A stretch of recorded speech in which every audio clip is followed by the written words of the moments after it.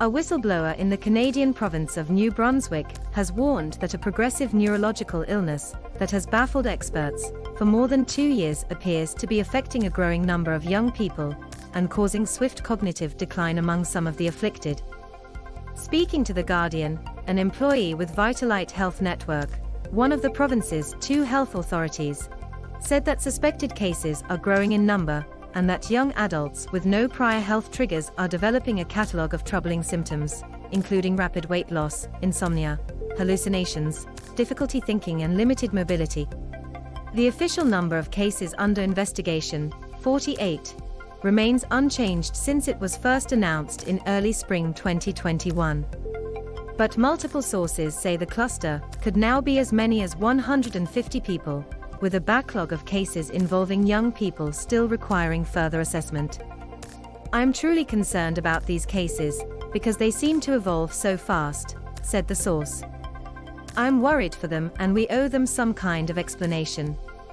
At the same time, at least 9 cases have been recorded in which 2 people in close contact, but without genetic links, have developed symptoms, suggesting that environmental factors may be involved. One suspected case involved a man who was developing symptoms of dementia and ataxia. His wife, who was his caregiver, suddenly began losing sleep and experiencing muscle wasting, dementia and hallucinations. Now her condition is worse than his. A woman in her 30s was described as nonverbal, is feeding with a tube and drools excessively.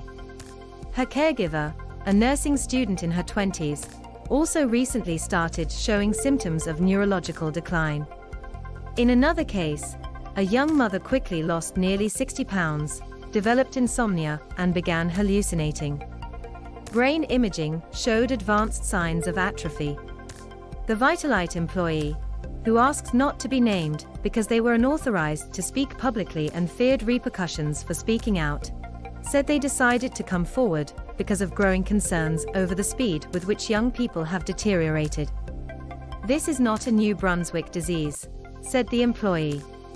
"We're probably the area that is raising the flag, because we're mostly rural, and in an area where people might have more exposure to environmental factors." But in January, the province of New Brunswick is widely expected to announce that the cluster of cases, first made public last year after a memo was leaked to the media, is the result of misdiagnoses, which have mistakenly grouped unrelated illnesses together. The Special Neurodegenerative Disorder Clinic, also called the Mind Clinic, in the city of Moncton, is the clearinghouse for cases referred from within the region, as well as neighboring provinces. Prospective cases have typically stumped doctors and resisted a battery of standardized neurological tests used to rule out certain conditions. Using a case description guideline developed by a team of neurologists and epidemiologists, the clinic decides if the patients warrant further investigation, or if they may have a known illness or disease. Determining who becomes part of the cluster is subjective, largely because the brain is notoriously difficult to study. Certainty is often only obtained after the patient dies and the cerebral tissue can be fully tested. Despite the striking details surrounding the newer cases, the province has worked to tamp down fears. In October, officials suggested that the 8 fatal cases were the result of misdiagnosis, arguing that instead of suffering from a shared neurological illness, the victims had died of known and unrelated pathologies. But experts familiar with the cluster are alarmed, largely because of the age of the patients. Neurological illnesses are rare in young people.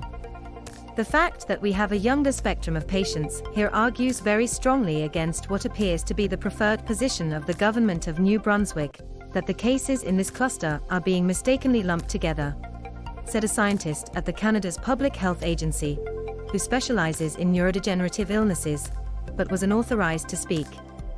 In October, the province also said an epidemiological report suggested there was no significant evidence of any known food, behavior, or environmental exposure that could explain the illness. Tim Beattie's father Laurie, a retired hardware employee, died in 2019 after the onset of mental confusion around Christmas marked the beginning of his rapid deterioration. BT says the family was gobsmacked when he learned his father was one of 8 people a pathologist controversially declared was improperly diagnosed and had instead died of Alzheimer's. BT and his sister have pleaded to have their father's remains tested for neurotoxins, including methylaminoalanine, BMAA, which some have suggested could be the culprit behind the illness. In one study, high concentrations of BMAA were found in lobster, an industry that drives the economies of many of New Brunswick's coastal communities. The province's apparent resistance to testing for suspected environmental factors has led to speculation among families that the efforts to rule out the existence of a cluster could be motivated by political decision-making.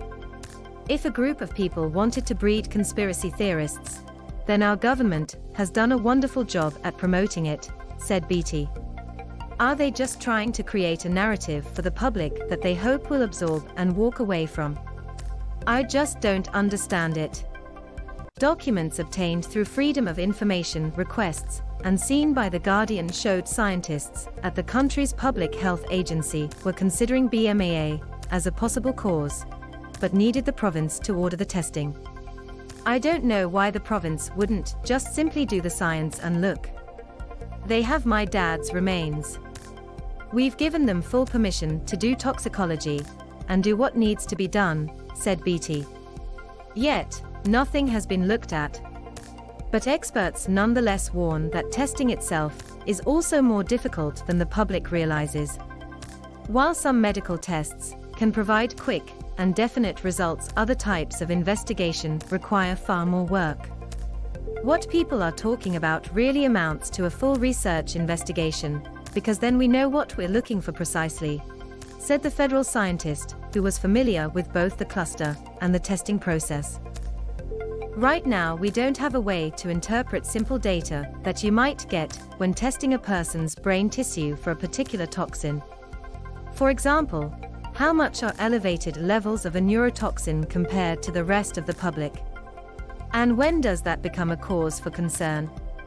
The scientists said teams are ready to begin the research, but New Brunswick has specifically told us not to go forward with that work.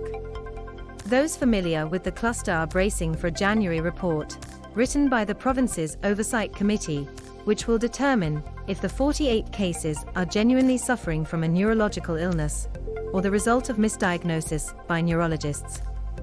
Amid mounting tension between specialists and the provincial government, a source familiar with the Mind Clinic say the postings for several jobs at the clinic, a social worker, an administrator, and a neuropsychologist, were recently made temporary. The budget would no longer be recurrent and the clinic would be converted into an Alzheimer's and geriatric clinic. Health Minister Dorothy Shepherd told reporters on the 1st of December that speculation the clinic would be shut down was untrue. We keep telling the patients that the country is behind them, and that the tests will be done so that we can figure this out.